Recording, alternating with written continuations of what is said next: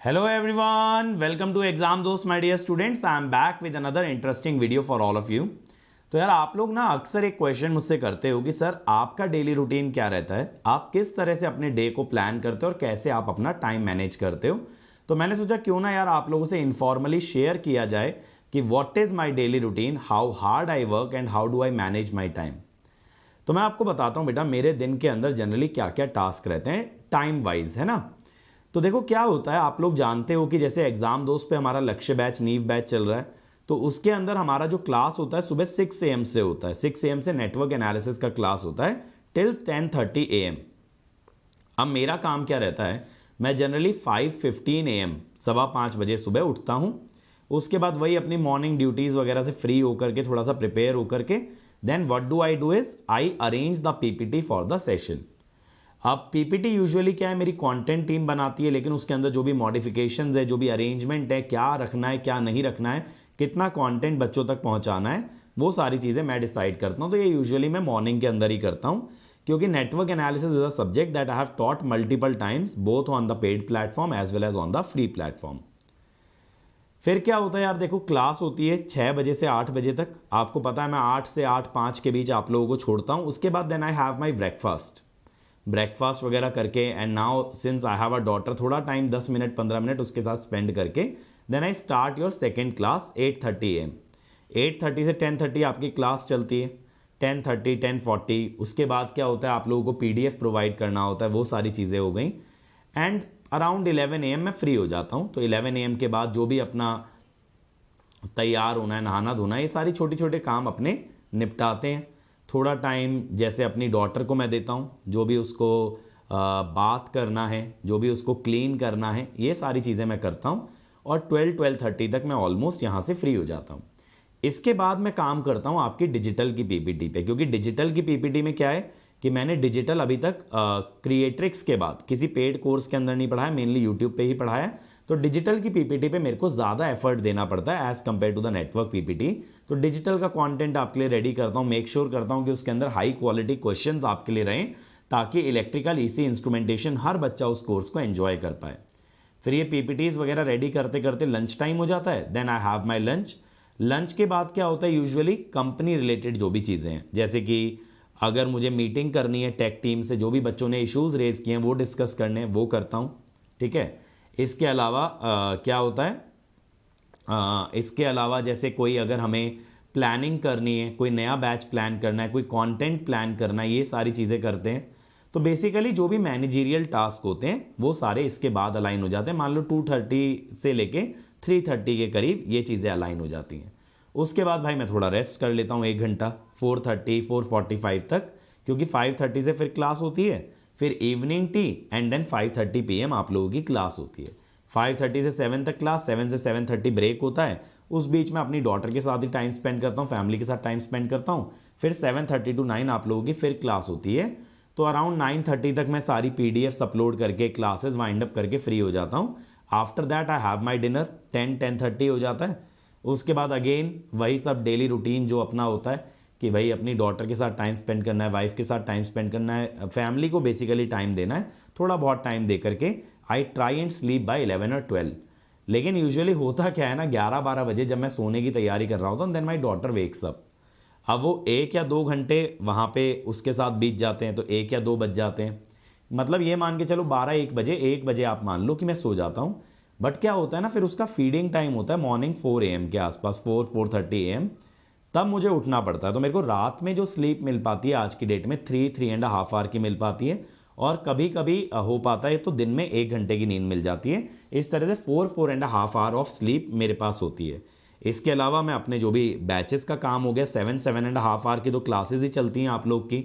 इसके अलावा जो भी अपना कंटेंट का काम हो गया और मैनेजमेंट का काम हो गया, ये सारी चीज़ें रखता हूँ। लेकिन मैं इतना सब कुछ कैसे कर पाता हूँ एक दिन के अंदर एकम्प्लिश, क्योंकि यार देखो ना मेरे स्लॉट्स फिक्स हैं, मुझे पता है मुझे कितने बजे क्या करना है। आप लोगों को लगेगा बड़ा बोरिंग सा शेड्यूल है यार, इतने ही बजे नहाना है, इतने ही बजे खाना है, इतने ही बजे क्लास लेना है। लेकिन यार ये चीज़ें ना ईजी कर देती हैं। अगर शेड्यूल अनप्रिडिक्टेबल होता है, मान लो किसी दिन एक्स्ट्रा एफर्ट डालना पड़ जाए ना, तो आदमी बहुत ज़्यादा टायर्ड फील करता है कि यार आज एक्स्ट्रा एफर्ट हो गया।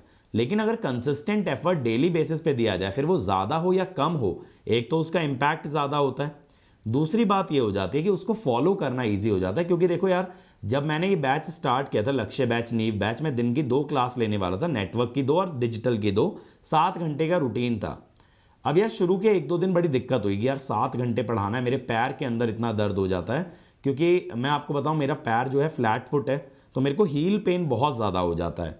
अब शुरू शुरू में दिक्कत आई, बट ग्रेजुअली जैसे अब 5 दिन हो गए क्लास लेते लेते, तो अब बॉडी सपोर्ट कर रही है उस चीज़ को कि भाई आपको 7 घंटे क्लास लेनी है, तो ऐसा डीमोटिवेटिंग नहीं लगता है, ऐसा डिफिकल्ट नहीं लगता है। शुरू के 2-3 दिन में तो क्या हुआ, एकदम गला भी मेरा बैठ गया, गला भी उतना सपोर्ट नहीं किया, क्योंकि काफ़ी टाइम से कभी इतना क्लास लिया ही नहीं था। तो अगर बेटा आप लोग अपनी लाइफ के अंदर डिसिप्लिन ले आते हो, एक शेड्यूल ले आते हो और उस शेड्यूल को कंसिस्टेंटली फॉलो करते हो, तो मैं आपको बता रहा हूं डे बाय डे उस शेड्यूल को फॉलो करने के लिए जो मोटिवेशन चाहिए और जो एफर्ट चाहिए वो कम होता जाएगा। एफर्ट आपको स्टार्टिंग में लगता है बेटा, स्टार्टिंग में बहुत मुश्किल लगती है, लेकिन अगर आप उसको 1 हफ्ता 2 हफ्ता सस्टेन कर गए, तो मैं कह रहा हूं आगे की जर्नी बहुत ज़्यादा ईजी हो जाएगी। अब सर आप इतना मोटिवेशन कहाँ से लाते हो, इतना हार्डवर्क कैसे कर लेते हो? तो देखो होता क्या है यार कि मेरे पास ना कोई और ऑप्शन नहीं है, मतलब मेरे लिए तो डू और डाई है, या तो मैं आप लोगों को पढ़ा दूं, जो मैंने आपसे वादे किए मैं पूरा कर दूं, या तो फिर मैं एक तरह से पूरी तरह से ख़त्म हो जाऊं कि यार टीचिंग में बच्चे मुझे ट्रस्ट करना छोड़ दें, मेरे कंटेंट को कंज्यूम करना छोड़ दें, और फिर उसके बाद मेरी फैमिली और मैं, हम लोग सर्वाइव कैसे करेंगे? हमारे पास जो भी सोर्स ऑफ अर्निंग है, हमारे पास जो भी सोर्स ऑफ सर्वाइवल है, वो यही है जो भी हार्डवर्क मैं कर रहा हूँ। तो यार मोटिवेशन की ज़रूरत कहाँ है? मतलब यार खाने के लिए खाना चाहिए, पीने के लिए पानी चाहिए, जीने के लिए जगह चाहिए, ये बेसिक नेसेसिटी तो यहीं से पूरी होंगी ना।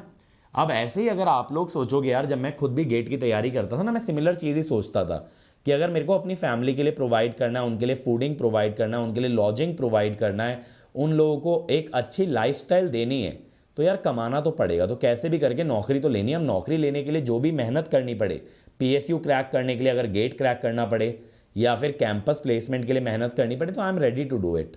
तो मुझे नहीं लगता है कि इन चीज़ों के अंदर ना फिर मोटिवेशन की ज़रूरत रह जाती है, जब कोई चीज़ आपके सर्वाइवल के लिए इंपॉर्टेंट हो जाती है। क्योंकि क्या होता है ना, इंसान का बाय डिफॉल्ट बच्चों नेचर ऐसा होता है, ह्यूमन बना ही कुछ इस तरीके से है कि under any circumstances they will try and survive. चाहे जो हो जाए, सर्वाइवल वो इंसान नहीं छोड़ सकता, उसकी बॉडी उसको पुश करेगी कि कैसे भी करना है, बट जीना है, मरना नहीं है।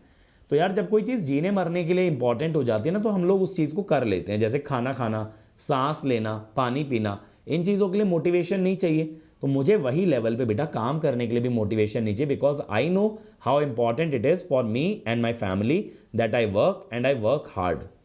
तो इसीलिए बेटा मैं इतना हार्डवर्क कर पाता हूँ, और इसीलिए मैं अपनी स्लीप को सेक्रीफाइस करके भी काम कर पाता हूँ, because I stay highly motivated. मुझे ये पता है कि हर दिन मेरे लिए एक नया चैलेंज है, हर दिन मुझे अपना बेस्ट देना। अगर किसी भी दिन मैंने अपना बेस्ट नहीं दिया, तो that will not be tolerated. तो यही चीज़ आप लोग भी सोच करके कर सकते हो। तो 2 चीज़ों पे ध्यान रखिएगा, एक तो अगर आपके लिए आपका एग्जाम क्रैक करना डू और डाई सिचुएशन है, definitely you don't need any motivation. Secondly, आपका जो शेड्यूल है उसे आप 2 हफ्ते तक बेटा पूरी एनर्जी के साथ फॉलो करो, तीसरे हफ्ते से आई गारंटी आपके लिए चीज़ें थोड़ी सी ईजी हो जाएंगी, ठीक है? लेकिन शेड्यूल ऐसा बनाओ जिसमें बीच बीच में आपको ब्रेक मिले। जैसे मेरे लिए मेरी फैमिली के साथ जो टाइम स्पेंड होता है, वो मेरे लिए बहुत पीसफुल होता है, बहुत एनर्जाइजिंग होता है, और वो मेरे लिए मोटिवेटिंग भी होता है कि मैं आप लोगों के लिए और हार्डवर्क करूं, बिकॉज आई नो कि मेरे पीछे कौन लोग बैठे हैं जिनका सर्वाइवल मेरे ऊपर डिपेंड करता है। तो I know I have to work hard for them. तो यार मेरा आप लोगों को एक ही प्रॉमिस है कि जितनी मेहनत आप लोग करोगे ना, आपके साथ उतनी ही मेहनत मैं करूंगा। क्योंकि मेरे पास यार देखो, कोई अगर स्किल है ना जो मैं मानता हूं कि यूनिक है, वो है हार्डवर्क। मैं बहुत ज़्यादा हार्डवर्किंग, और हार्डवर्क के अंदर मैं किसी से भी कंपीट कर सकता हूं। मैं ये नहीं कहता कि मेरी नॉलेज सबसे बेस्ट है, मैं ये नहीं कहता मेरा टीचिंग स्टाइल बेस्ट है, मैं ये नहीं कहता कि मेरी फॉलोइंग सबसे बेस्ट है, बट मेरा हार्डवर्क सबसे हाईएस्ट है। तो हार्डवर्क मैं बहुत ज़्यादा कर सकता हूं। और आपके अंदर बेटा उतनी हिम्मत है मेरे साथ मेरे जितनी मेहनत करने की, तो मैं आपको कहूँगा कि आप ज़रूर एग्ज़ाम दोस्त पे आएँ, मिल के मेहनत करेंगे। और बेटा अगर मेहनत से डर लगता है, तो I will not be the right kind of a teacher for you. क्योंकि मुझे वही बच्चे चाहिए होते हैं जो हार्डवर्क करने के लिए तैयार हैं, कि सर हमारा ना ये सपना है, हमें ये अचीव करना है, मेहनत हम कितनी भी कर लेंगे, आप हमको गाइड कीजिए। और जो बच्चे ये बोलेंगे ना कि यार मुझसे इतनी मेहनत तो हो ही नहीं पाएगी, तो फिर बेटा उन लोगों की मैं मदद नहीं कर पाऊंगा। क्योंकि वो लोग अगर शुरू से ही हथियार डाल दिए, तो ग्रेजुअली ना वो रेस में पीछे रह जाएंगे।